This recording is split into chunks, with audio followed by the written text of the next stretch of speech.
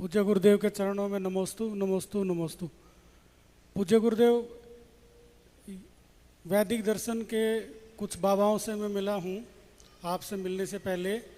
तो एक बाबा ने मेरा 5 से 6 करोड़ रुपए उन्होंने खा लिए, तो उस वजह से मेरी माँ को झटका लगा और वो बाबा शब्द से चिढ़ने लग गई थी। फिर मैं आपसे मिला, आपसे मिलने के बाद मैंने आपके बारे में बताया तो मेरी माँ ने कहा कि सारे बाबा ऐसे ही होते हैं।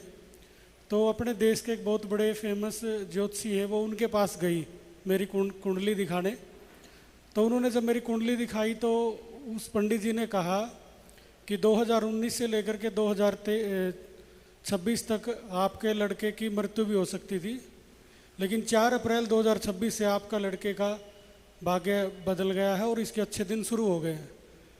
तो फिर मैंने मोबाइल में कैमरा में फ़ोटो क्लिक किया था इंदौर का। मैंने उसकी तारीख देखी, वो 4 अप्रैल थी। वही दिन आपसे मुलाकात का था और वही 4 अप्रैल उस पंडित ने बताया। तो फिर मेरी माँ घर आई, उन्होंने बताया ऐसे ऐसे। फिर मैंने अपनी माँ को बताया कि मैं 4 तारीख को आदित्य सागर जी से मिला था। फिर वो खुशी खुशी अब आपको सुनती भी है और मुझे यहाँ भेज दिया।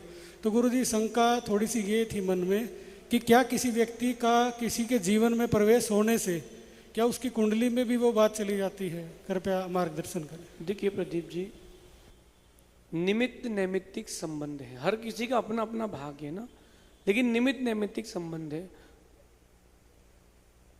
आप देखो कि जो इमली होती है, इमली खट्टी होती कि नहीं, लेकिन उसमें अगर गुड़ बहुत ज़्यादा मिला दिया जाए तो वो खट्टी इमली भी अपने गुण को छोड़ देती है। निमित्त नैमित्तिक संबंध है। इमली का खट्टापन नहीं गया, गुड़ ज्यादा उसके ऊपर हावी हो गया है। ज्योतिष में कहते हैं कि गुरु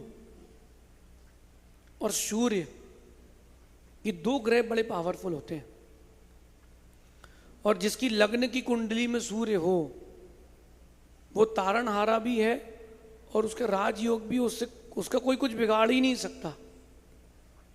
तो मेरी जो कुंडली है उसमें लग्न में सूर्य है अशोक जी। तो वो जो हनुमान जी की कुंडली है ना, वैसे टाइप की हमारी कुंडली है, लगन में सूर्य है। तो कोई हमारे बारे में कुछ भी कह दे, हमारा कुछ कोई कर ही नहीं सकता। मुझे विश्वास है कि मेरे कर्म ही मेरा बुरा कर पाएंगे। लेकिन जो गुरु है, गुरु कुंडली में गुरु, जिसके भाग्य में गुरु का उदय आता है, फिर कोई भी ग्रह कितने ही खराब क्यों ना हो उसका कुछ नहीं बिगाड़ पाएगा। तो मृत्यु योग जैसे योग भी टल जाते हैं अगर गुरु का हाथ आपके पास है। आचार्य महावीर कीर्ति जी का दृष्टांत आता है इस बारे में कि वो जब वो चल रहे थे बिहार में, जंगल में जा रहे थे और ऐसी बरसात का एकदम से मौसम बना, बिजलियां कड़की। तो उनके एक शिष्य बहुत पीछे चल रहे थे, वो उनका पुण्य थोड़ा क्षीण था, तो बिजली उनके ऊपर तक आके लौट रही थी।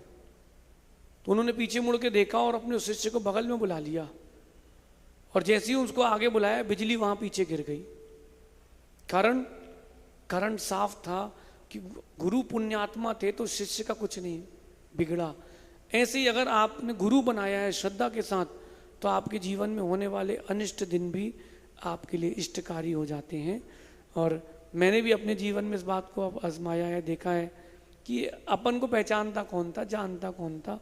जब से गुरु जी की शरण में आए हैं तो वही बात याद आती है कि गुरु मेहरबान तो चेला पहलवान। और अपनी माँ को एक बात मेरी तरफ से कहना कि 5 उंगलियां बराबर नहीं होती, जैन मुनियों के समान और कोई तपस्या करने वाला विश्व में नहीं होता, ऐसा समझिए।